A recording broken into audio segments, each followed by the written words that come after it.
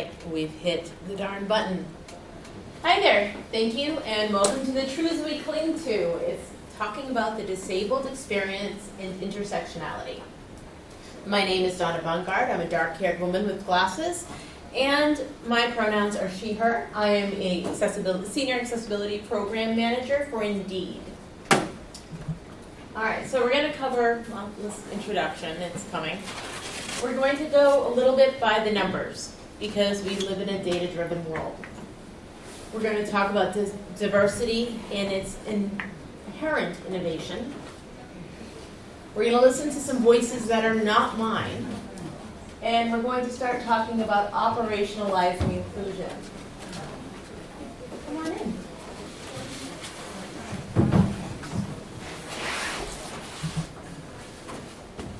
So, we're going to start with a description of what is intersectionality. And in truth, I'm hoping this comes out loud enough. Let's see. My name is Carrie Gray. Carrie Gray is a Black disabled woman, and there's power behind that. In the United States, 1 in 4 in the Black community have some type of disability, whether that's visible or invisible. Historically speaking, organizations and institutions have shown us that they want to identify with one thing and build power around that, build influence and access. And I get it, right? So this idea that you have disability rights, you have women's rights, you have LGBTQ rights, and those kind of different pockets are really building a strong narrative. But the thing that I find to be harmful is when we're not building in coalition. Because the reality is that you have people like myself who are Black, disabled, and women, and so many other things. And when you live at the intersections of all three of those, then you can't split your political and social dynamics between these different groups. It doesn't produce real results of freedom, and it doesn't produce real results of access to employment and other opportunities that you're looking for.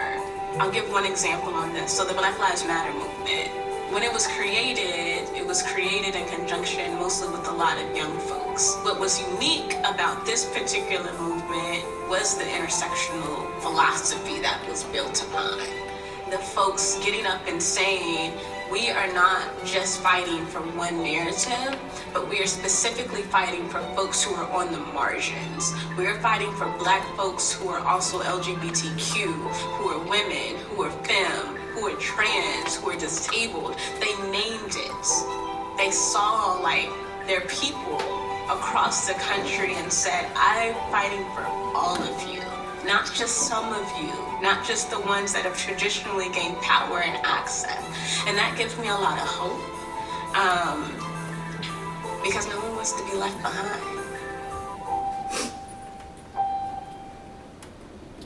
So what? My name is Carrie. No. So what we're talking about today is the intersection of our social identities and how that impacts us. So with that, I can't really talk about this without acknowledging who I am. I am part of the larger disabled community or disability community. That means I grew up as the only non-disabled person in my household. It means that disability has been a part of my life before I identified. In the 90s, I was labeled as learning disabled. But, they really didn't know what kind I was. So I'm mysteriously neurodivergent. Eventually, we're going to have to get back to that. But, I've been a little busy. So I'm white, I'm cisgendered, I'm heterosexual, female, American. I grew up pretty damn poor, and I grew up pretty darn rural. These all have influenced my abilities in the world. They have influenced my access to opportunity, my perception when I am given data, how I absorb it. They have absolutely shaped who I am and how I process the information around me. So with that though, there's going to be people who don't necessarily identify as a underrepresented groups. I'm female, I grew up poor, I grew up rural, and mysteriously neurodivergent over here.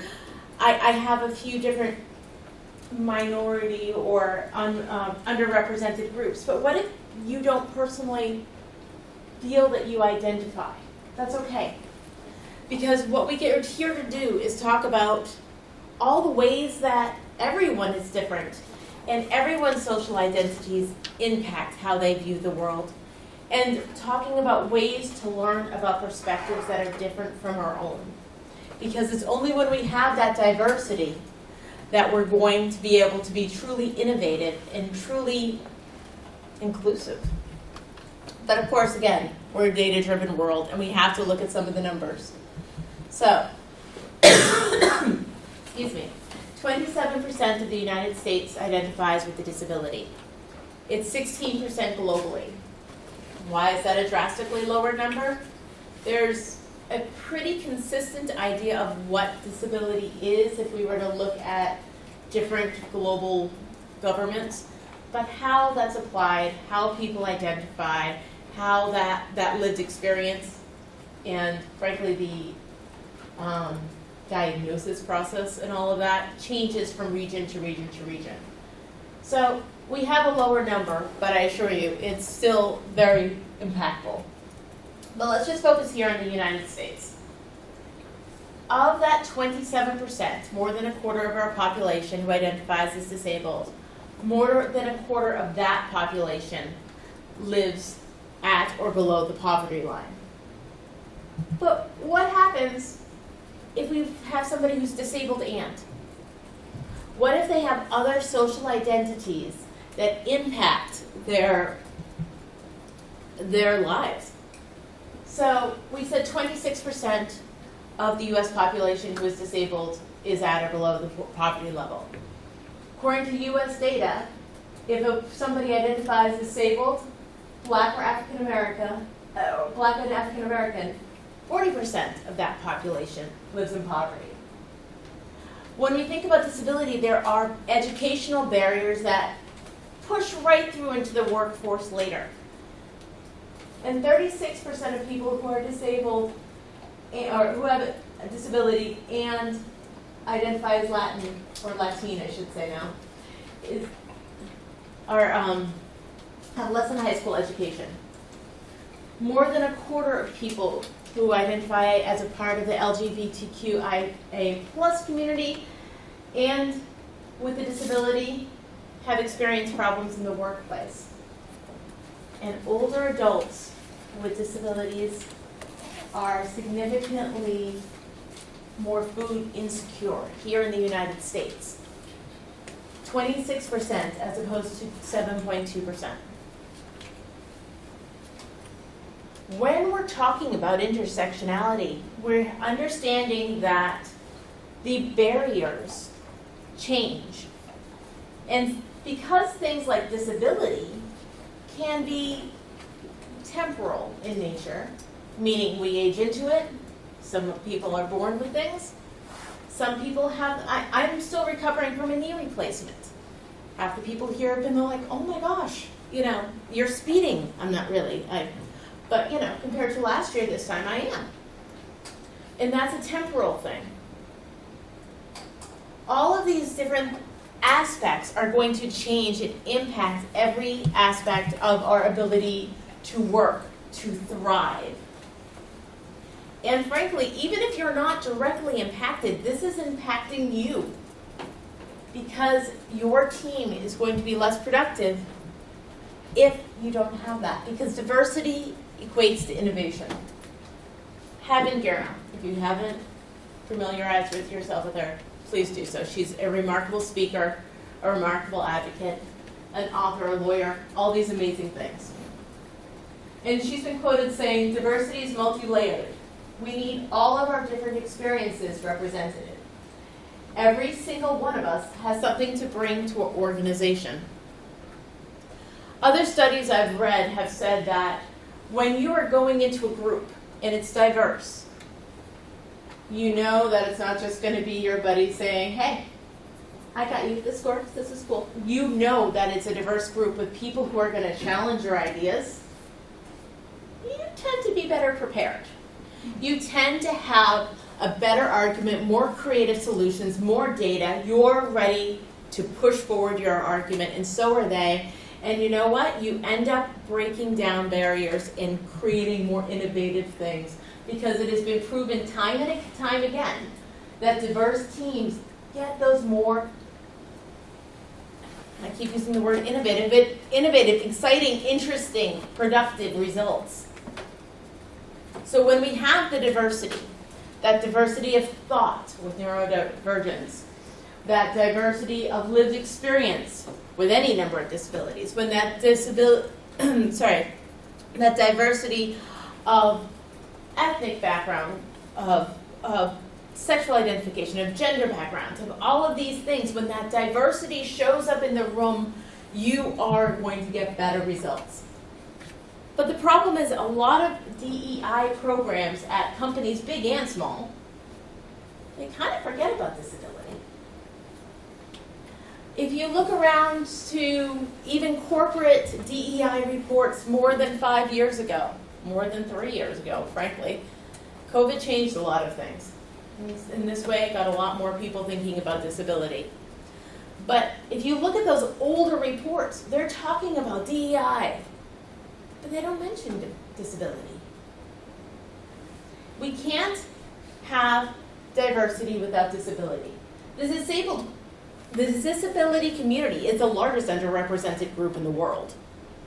And it's the only one that if you're not a part of right now, you could be tomorrow, and then you might not be 6 months from now. So, as I mentioned, those were my social identities. I want to make sure that we hear voices from people who are not me, because for decades, the disability rights movement has said nothing about us without us. It means you can't have, and this goes for any underrepresented group, you can't have people trying to break down barriers without having the people who've lived those barriers in the room. This goes, as I said, this goes for disability, this goes for big environmental projects in parts of the world I've never seen. And, they're going in and fixing somebody's without asking the locals. What does that bird really do? You need everybody at the table. So with that, as I said, I cannot talk about this just as Donna talking at you. We need more voices. So this one we're going to talk a little bit about ADHD, or attention deficit hyperactivity disorder, which is the worst named diagnosis ever. It's more about a little bit too much attention. It's that regulation of attention. It's not a deficit. And the experience of being female with that. He was exceptionally good at not letting people know how dysfunctional I was. I had to work twice or even triply hard just to do normal things. The issues that bothered my husband and I and caused tension in our marriage were things like time blindness. I was always late for things. As a result, I would make him late too. People had the idea that ADHD represented an hyperactive, screaming boys who failed primary school. I wasn't disruptive in class. I went to an IT school. Hi, I'm Dr. Janani. I am 30 years old.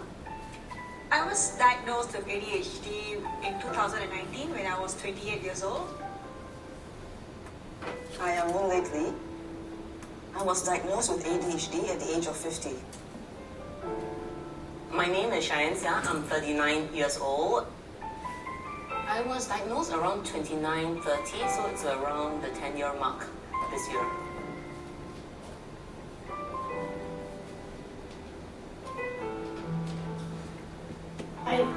I think this is especially important to understand because those who are identified female at birth typically present differently with neurodivergence.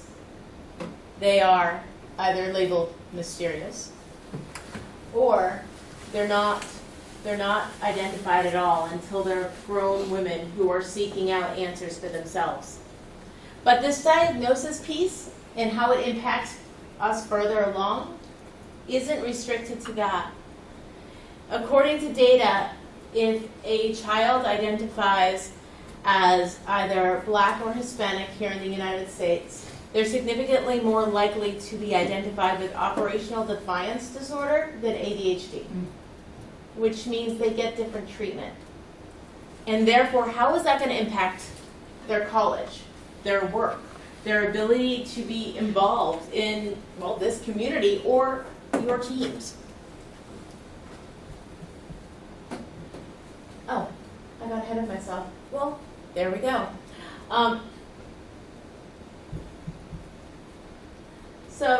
And this doesn't only include that educational piece. Sometimes it's the larger social aspect.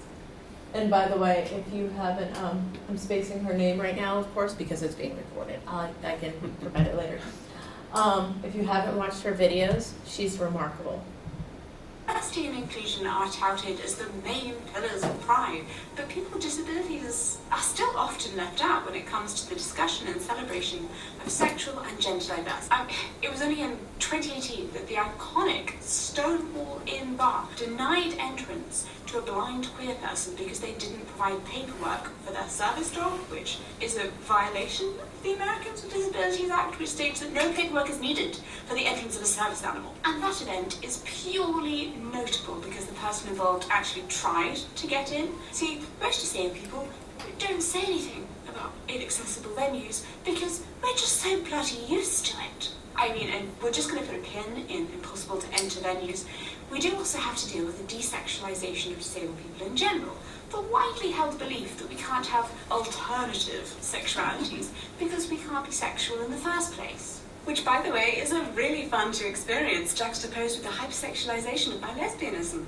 No one has ever yelled at my wife and I to kiss from a crowd when I'm in my wheelchair, but once I'm out of it, beware. The funny thing is that there are many parallels between the experiences of people with disabilities or chronic illnesses and lesbian, gay, bisexual and transgender people. Both groups face discrimination and prejudice and are represented as other in society. Yet, part of this othering is about suppressing variation within the communities and viewing us as homogenous. I mean, I made a joke in my last video, but I think we're all pretty much aware of the poster look for Pride. He's white, he's cis, he's male, he spends way too much time at the gym, and his clothes just kind of fall off him in ways that would be completely unacceptable at any other time. Where are the gender non-conforming partygoers? Where are the people from ethnic minorities? Where are visibly religious queer people? And could we just talk about how it's always the pretty gays or the people who pass? Equally, disabled people do not all look like this, the good old blue plaque that tells me where a very skinny version of me is welcome. But I'm an ambulatory wheelchair user, so that means I only use my wheelchair some of the time. For both groups, there's a level of exclusion and isolation that we face from the mainstream. The need for a safe, supportive space is therefore paramount for each community, a place of acceptance and understanding, pride. So, again, she's phenomenal if you have a chance to watch more of her videos. But what's important to understand is that comment, that was the people who tried to get in. Most don't even try it because they're so bloody used to it. No, that was a great exclamation point. Thank you. When we talk about people applying to jobs at companies, a lot of people, they get really discouraged before they even show up. If they go to XYZ's job page and can't even navigate to a posting, or maybe if that job posting for your company only offers phone screenings, which pretty much pushes out anybody who's maybe nonverbal or deaf or hard of hearing. These very regular job experiences trying to get into the workforce are demoralizing before people even get to join your team. My point is that there are barriers before we even see if somebody can join our team to bring those innovative solutions into our group. So, that said, now that we've said everything is wrong, let's talk about ways to operationalize some inclusion to make it a little better. Because, I don't know, I was recently reflecting on a quote from Jane Goodall, something about is circular. You don't take action without hope, but action builds more hope. So let's build more hope to be able to do that and respect the intersectional experiences. And one of the key pieces of that is not needing to know the details. If we are building truly inclusive environments, and truly inclusive websites, truly inclusive products, whatever you're creating in relation to your experience inside or outside of the Drupal community, the idea is that we don't need to know. It's not necessarily our business how somebody perceives it. It's not necessarily up to us to make it good for that experience. It's up to us to create experiences that are welcoming for everyone. So with that, we ask everybody what their access needs are. Now, seems kind of basic and what you're doing, but when you're asking everybody what their access needs are, you're actually promoting a whole cultural piece. When you go to an events registration form, everybody, what are your access needs? When you're talking to users in your users who are testing the interactions of a design, what access needs do you have to be able to interact with this? What would have made it better for you? When you're talking internally, whether it be in your organization in a hiring process or in any feedback processes, what are your access needs? You know what? Somebody's needs might be that day that I'm sorry, my child had a meltdown, I'm emotionally spent, I need a little bit of time. And you know what? That's okay. You're going to create if you do this inside your organization and inside of your teams, you're creating a culture of understanding where people are psychologically safe to be vulnerable with each other and say, I need something. Everyone has needs. So by approaching it with that idea, with approaching it with your processes of what are your access needs. You want to interview for my company, what are your access needs? You want to come to our event, what are your access needs? Always ask this. Never underestimate the power of representation. Everyone needs to feel seen and heard, whether literally or not. Everyone needs to feel that. They need to feel recognized. So at your companies, look at your leaderships. Look at your materials, your websites, even look at your alt text. When you think about alt text, the example I usually say is woman in chair. Now, that could be me at my desk at home, covered in small dogs and hiding the blanket I have because it's becoming winter in New England. Or this could be a professionally dressed black woman in a corporate corner office waiting for her assistant to arrive.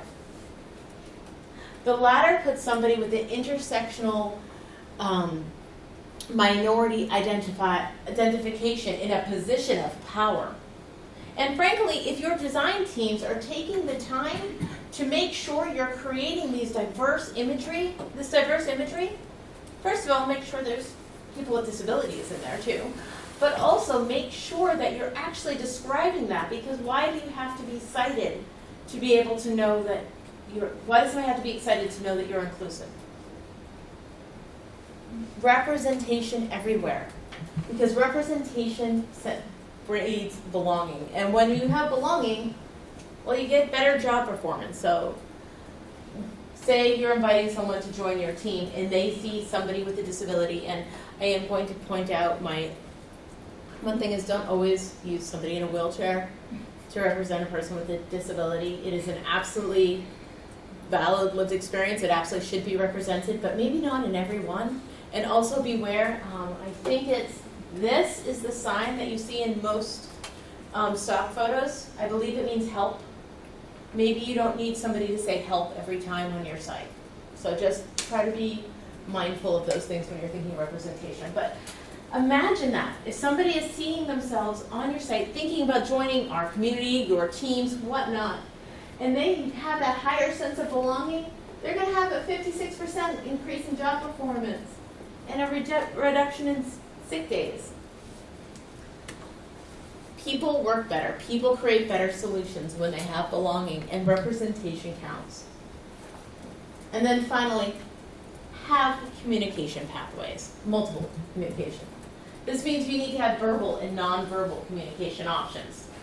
This means cameras are optional for video calls. It means giving people context for meetings prior to call. That can be an agenda. That can be just a Slack note if it's a one-on-one. I mean, I don't know about any of you. If I have, especially somebody in a more supervisory role, come to me and say, "Can we chat?" Whoosh! Anxiety. Suddenly the world's ending. I don't know if I'm being fired, the company's going under, everything's going wrong. Oh my God! Oh hey, I really liked that paper you wrote on where the data lives. Thanks. Really? Really? Give somebody context. The story in our minds can grow to exponential levels. So just a little agenda. It doesn't even have to be creative. And I'll admit, this is one I work on all the time. Oh, I missed over cameras optional for videos. People talk about video fatigue a lot, or Zoom fatigue a lot. But it's also really important to the disability community, because what if somebody has a feeding tube and they don't want somebody asking questions? What if somebody, I'm at my desk a lot with my spinner ring. Can you tell by the body language this is becoming the norm? What if someone needs to stim and they can't, or they don't feel comfortable trying to, do that on camera? The verbal and non-verbal communication is not only for those who are maybe deaf or hard of hearing, or actually, don't feel comfortable speaking, but it's also sometimes really good for those deep thinkers, that and the giving context, those introverts, those deep thinkers who want to really mull over your content first before they jump in with a response. By building some of these multi-communication pathways in these considerations, our teams are going to be more powerful. And then this can go outwards as well. If you're building a website where they have a job post board, are they saying the phone screenings only? Maybe there's a customer service website you're working on, and there's a contact form and a phone number. Having those, thinking and always about applying those multiple communication pathways to everything we're doing, internally and externally, is essential. And then as a bonus tip is about learning to recognize your own unconscious bias. Years ago, I was putting together a training, and somebody said something along the lines of, "Donna, you have this really robust training, but your section on intellectual disabilities wasn't very robust. You really needed to do that." And I said, "Oh my gosh, I didn't realize." And I kind of grouped this vast array of disabilities, this vast array of capable people into a bucket, and I hadn't realized it because I was just going through the notions. And since then, you can be darn sure that I am very aware. But I don't want you to think this is all history. And I'm saying this because not only is it me, if we look at our COVID response, I believe, I was just listening to a book on the ride down, I believe it was Alabama, that when they were doing their triage of who got ventilators, anyone with an intellectual disability was not permitted to have one. It got turned over. But this bias, these assumptions, they're in us. And you know what? Bias is okay. It's not good to just accept it, but bias is an evolutionary trait. We all have it. It's how we ended up learning which berries to eat and how not to get eaten by lions or something. But understanding and learning to recognize your own, and instead of going, I didn't do that, learning. Go out there, read some great books. I am always a big fan of it.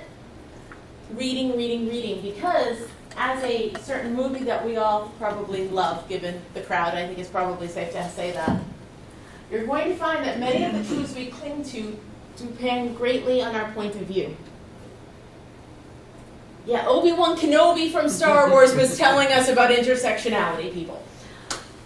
This is where we're going with it. It's not new, but we need to continue to grow because, as we always say at Indeed, talent is universal, but opportunity is not.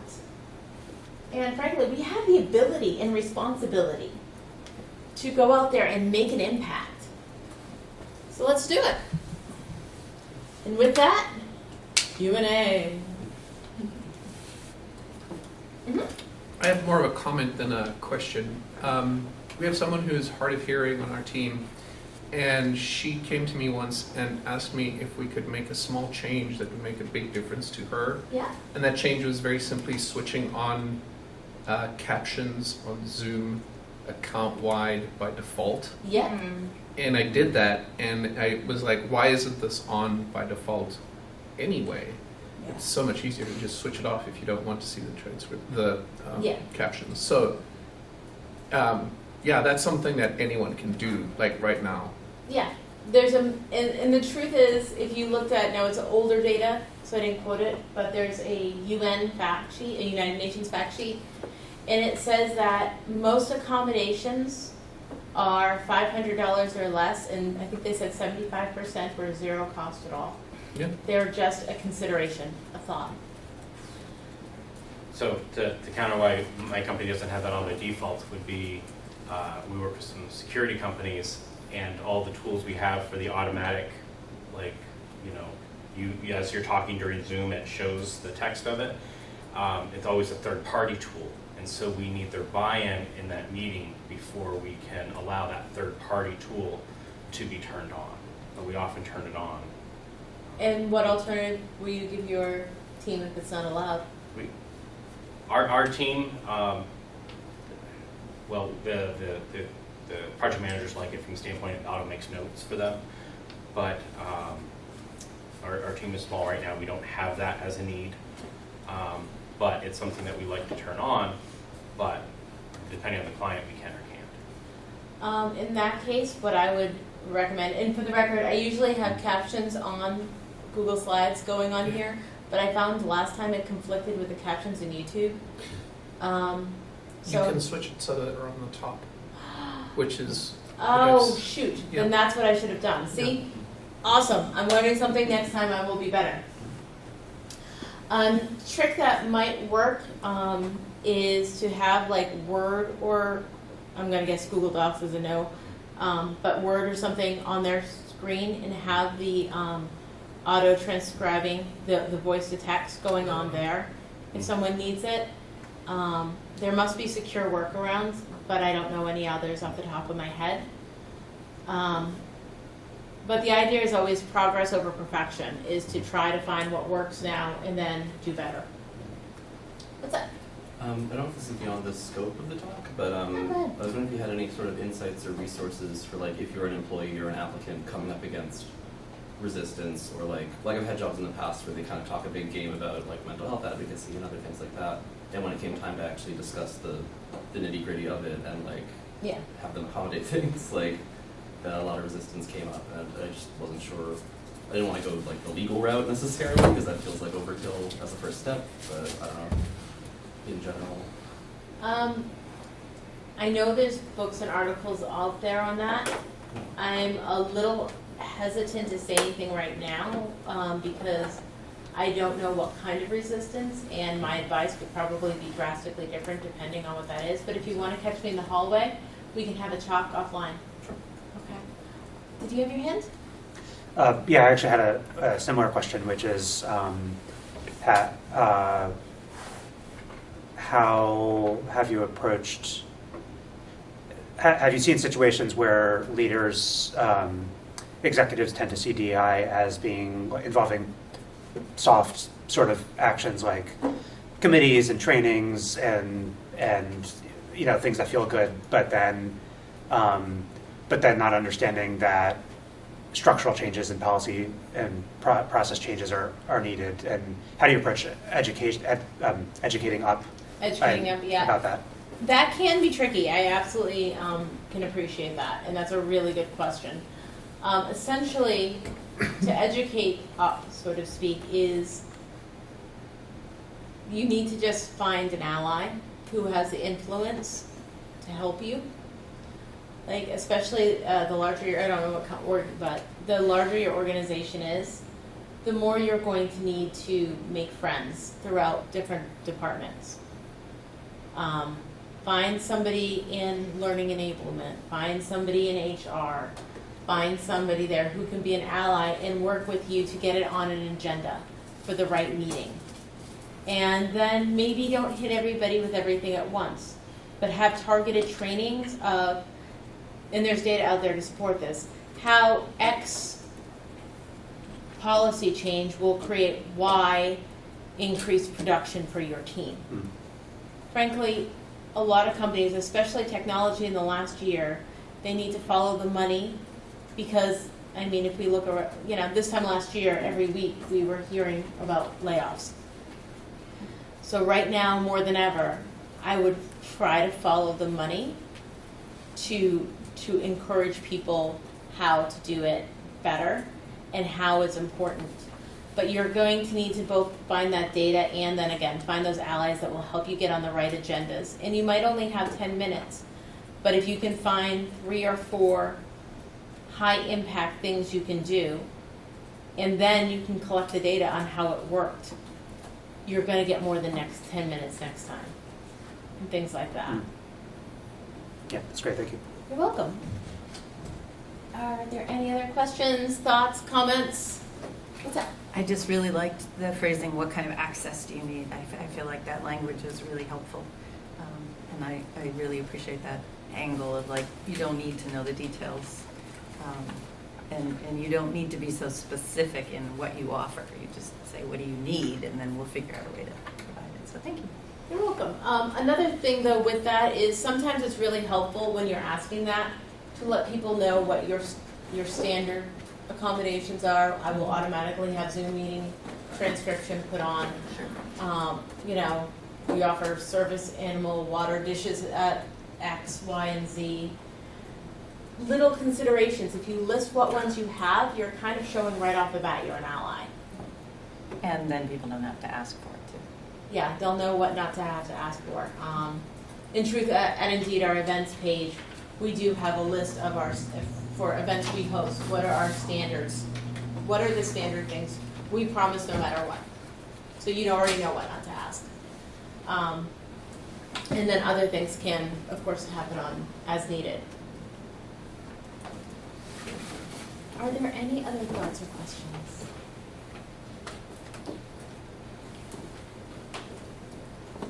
What up? I'm curious if, and if you can't share it, that's okay, but how does Indeed engage groups outside the organization, disability groups, to participate in finding solutions, and how do you approach that? There's a variety of ways we approach things. Historically, there have been UQ offerings. I know there's an event going on that they're bringing outside resources in. A lot of things, it really depends. I mean, it's a huge company. So it really depends on what part of the org we're looking at and what part we're talking about. But the short answer is yes, we sometimes do that. It really depends on where it is and what it is. There's a podcast series, Here to Help, that has had having Girma on it. They've had Sinead Burke on it. We've had some of the larger disability rights activists on that podcast. And as I said, we have like different events and things that people are brought in. So that way we do engage with them. But we also have teams, subject matter experts kind of speckled throughout the company, and we all work together and then kind of go back to our own teams as well. So it's really a mix. Cool. Any other thoughts? Sure. So, planning out a site where anyone on the internet can come and tell a story in text only. Okay. So when it comes to understanding like how to make it good for the blind and everything like that, I've done all that stuff. That stuff is understood. But your part about tagging like the image correctly really spoke to me on that. And so part of the project is to have a taxonomy. So stories have tags so you can find similar stories. Now, if I leave it open-ended tags, well, that's going to be the Wild West. If I make the tags, now the onus is on me. But also, if I say, oh, you can also recommend tags, but then I ignore them, that's also, a can of worms. And I am a very cliche, stereotypical middle-aged white man. And so, coming up with these categories myself, I don't want it to come across as I'd like to come across as ally, not as token. And yeah, you can't be condescending. So I don't know how do I do that right? How do I do that wrong? Is there online guides? Is there something you could recommend that would help me do that correctly? Yes. First of all, thank you for asking that question. That's that whole acknowledging your own exposure. Do you have access to focus groups that you can talk to and run options by? Maybe not focus groups. I have friends and various communities that I could reach out to, but not a good sampling, I would say. Okay. That would actually be my first thought, is you need to find the communities you're discussing. And how that can be used. For example, and I'm just going to use disability because it's not everyone who's neurodivergent identifies as disabled. Some people, hey, I have autism, hey, I have ADHD. Some identify these as disabilities, some they do not. I would, in that case, if you were in this discussing tags, have either neurodiversity or neurodivergence in addition to disability, so that way somebody is not left out and feeling they're forced to identify one way versus the other. It's the same as I was proofing something for somebody the other day and they sent me a survey and they had race, other. I'm like, nobody wants to be other. Put not listed. Do not put other. Are you kidding me? And then, and they're like, oh, I'm so sorry. I didn't make that. I'm like, no, I'm just giving you a hard time, but don't ever use other. Make not listed an option. Make something like that. And it might end up being a little bit of trial and error of you had this not listed option. And if 40% of your entries are doing that, maybe you need to look for a tag. And then you could have a system of emailing those people up. Did you mean, I saw you are non-listed. Did you really mean this? And suddenly you're being more inclusive by seeing what the needs are. But I would ask the different communities because, again, nothing about us without us. It sounds like you genuinely want to figure this out. And what you said had resonated with me. If you could take all of that and put it in a post that you link to where you're asking for tags and explain that you are genuinely trying to figure out a way of doing this and offer a way to have tags solicited and ideas to be solicited from the community that you're looking to get those stories from. That might be a that would be much better than well. just say you recommend a tag. Yeah. It would explain the meaning behind the recommended tag. I like that. I wonder if there's even a issue in the Drupal but you could put out asking our community, because our community has a great intersection. We always could use more diversity, but we have a lot of different groups represented. So maybe ask them, but the only addition I want to put to what you have, start with something. It's easier for people to correct you than it is for them to come raw ideas, because raw ideas are it's gonna be a lot. Progress over perfection. Amen. Well, I'm glad whenever I come to a session, I always want one gold nugget to leave with, and now I have two changes to the plan now, so thank you. Go ahead. No, you go. Okay. I just thought that was a great question. But how to start with something is something that just resonated with me. For instance, you just said, you can just start, get something there. But in terms of how people perceive or address labels, even having that conversation can be a little bit touchy. So, and you have to be able to be open, like, okay, here's what I know, here's what I think I should be saying. How do you help in that? Like, how can you be more effective and receptive? It's asking a lot of questions. I'm very big on a lot of the times, if we're having a conversation, especially if it's a hard conversation, did that make sense outside of my brain, is what I often ask people. Because I want to make sure, or if they're saying something hard to me, I'm going to say, I'm going to repeat this back to you just because this, and this. In terms of tags, it's going to be, there is research out there for starting points. And it's not going to be perfect, but it's going to be something. And if we're all reading books and educating ourselves and all this, we're going to have a few ideas of how to improve on that already. But with that, it's acknowledge, just as you said, this is a starting point. I know it is incomplete. I want to be fair to all the communities and identifications we're trying to promote and elevate the voices of. Please help me do this appropriately. And it comes down to the vulnerability you just showed even in asking the question, to be honest with you. It was a beautiful question, and it was vulnerable. And it's about bringing that voice and that authentic willingness to improve into your communications. And sometimes it's over-communicating that. But it's better to over-communicate than to assume. And I think we have time for one more.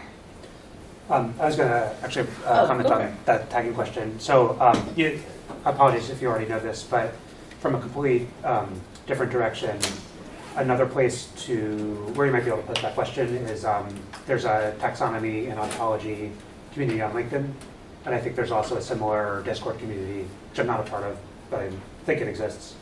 So that might be an interesting place to ask, and thinking about it from the perspective of cross-cultural taxonomies might also yield some interesting approaches, because it's similar types of problems in terms of finding labels that sort of span different value systems and ways of seeing the world. All right, thank you. Sure. Wonderful. Well, thank you all for coming and for your really good questions. I'll be around if you want to do this, but I am hitting the red button.